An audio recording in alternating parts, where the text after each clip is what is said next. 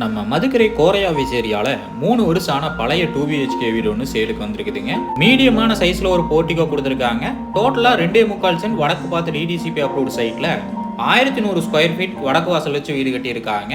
Hall 16க்கு 16ங்கிற அளவில் கொடுத்துருக்காங்க. Inner stair case use பண்ணி 2BHK வீடு கொடுத்துருக்காங்க. பெயிண்டிங் ஒர்க் எல்லாமே வீட்டில் சூப்பராக பண்ணியிருக்காங்க. நல்ல தண்ணி கனெக்ஷன் அவைலபிள் இருக்குதுங்க.